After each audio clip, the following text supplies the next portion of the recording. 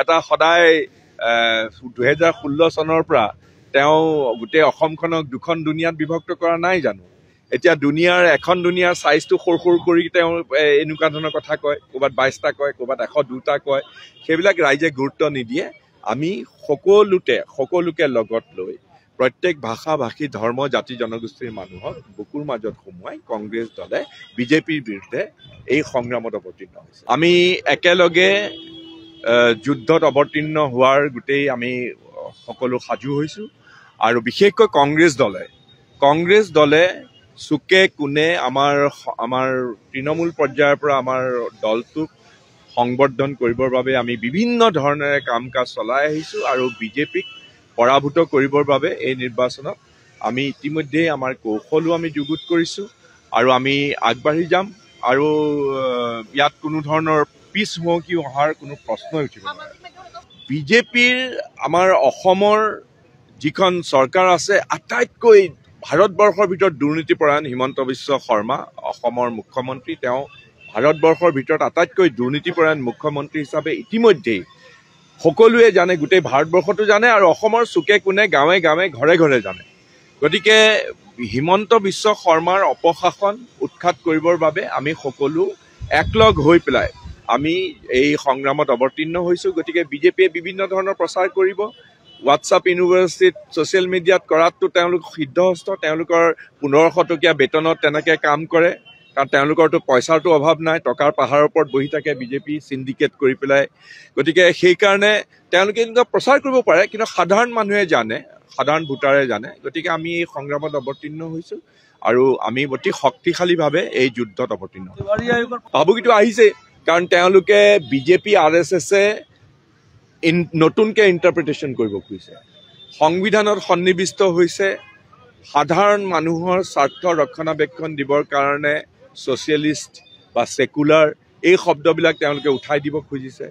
তেওঁলোকে বৈষম্য কৰি পেলাই বৈষম্যকে তেওঁলোকে সংবিধানৰ সোপান হিচাপে তেওঁলোকে নতুনকৈ অপব্যাখ্যা দিব খুজিছে। গতিকে সংবিধানৰ ওপৰতো আক্ৰমণ তেওঁলোকে অহৰহভাৱে কৰি আহিছে।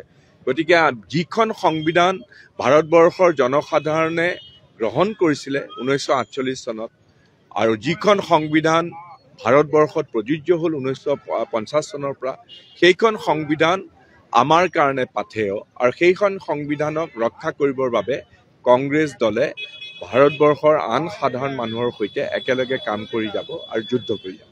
সেইটো 26ত আমি হিমন্ত বিশ্ব শৰ্মাৰ এই চৰকাৰখন উৎখাত কৰি কংগ্ৰেছ নেতৃত্বাধীন এখন চৰকাৰ দিছপুৰত যে বহিব, এই বিষয়ে কোনো সন্দেহ নাই। Thank you. এটা সদায় 2016 চনৰ পৰা তেওঁ গোটেই অসমখনক দুখন দুনিয়াত বিভক্ত কৰা নাই জানো। এতিয়া দুনিয়াৰ এখন দুনিয়াৰ চাইজটো সৰু সৰু কৰি তেওঁ এনেকুৱা ধৰণৰ কথা কয়, ক'ৰবাত 22টা কয়, ক'ৰবাত 102টা কয়। সেইবিলাক ৰাইজে গুৰুত্ব নিদিয়ে।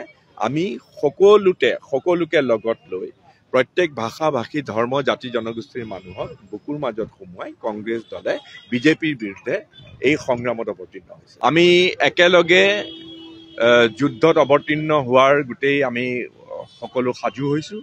আৰু বিশেষকৈ কংগ্ৰেছ দলে চুকে কোণে আমাৰ তৃণমূল পৰ্যায়ৰ পৰা আমাৰ দলটোক সংবৰ্ধন কৰিবৰ বাবে আমি বিভিন্ন ধৰণেৰে কাম কাজ চলাই আহিছোঁ। আৰু বিজেপিক পৰাভূত কৰিবৰ বাবে এই নিৰ্বাচনত আমি ইতিমধ্যেই আমাৰ কৌশলো আমি যুগুত কৰিছোঁ আৰু আমি আগবাঢ়ি যাম। আৰু ইয়াত কোনো ধৰণৰ পিছ হুঁহকি অহাৰ কোনো প্ৰশ্নই উঠিব নোৱাৰে।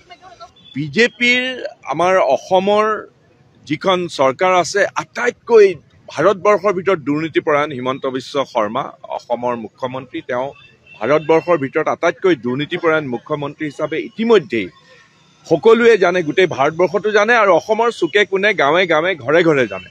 গতিকে হিমন্ত বিশ্ব শৰ্মাৰ অপশাসন উৎখাত কৰিবৰ বাবে আমি সকলো একলগ হৈ পেলাই আমি এই সংগ্ৰামত অৱতীৰ্ণ হৈছোঁ। গতিকে বিজেপিয়ে বিভিন্ন ধৰণৰ প্ৰচাৰ কৰিব। হোৱাটছআপ ইউনিভাৰ্চিটিত ছ'চিয়েল মিডিয়াত কৰাততো তেওঁলোক সিদ্ধহস্ত। তেওঁলোকৰ 1500 টকীয়া বেতনত তেনেকৈ কাম কৰে, কাৰণ তেওঁলোকৰতো পইচাৰতো অভাৱ নাই। টকাৰ পাহাৰৰ ওপৰত বহি থাকে বিজেপি চিণ্ডিকেট কৰি পেলাই।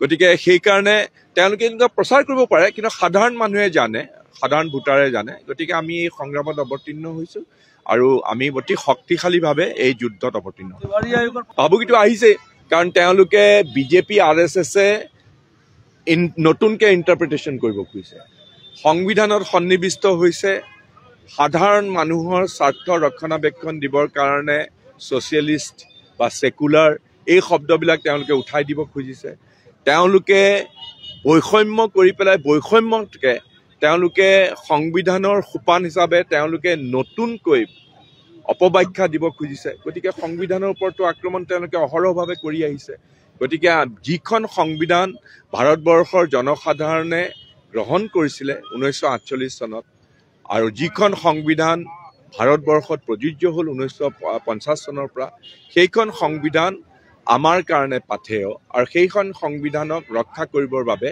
কংগ্ৰেছ দলে ভাৰতবৰ্ষৰ আন সাধাৰণ মানুহৰ সৈতে একেলগে কাম কৰি যাব আৰু যুদ্ধ কৰি যাব সেইটো 26ত আমি হিমন্ত বিশ্ব শৰ্মাৰ এই চৰকাৰখন উৎখাত কৰি কংগ্ৰেছ নেতৃত্বাধীন এখন চৰকাৰ দিছপুৰত যে বহিব এই বিষয়ে কোনো সন্দেহ নাই থেংক ইউ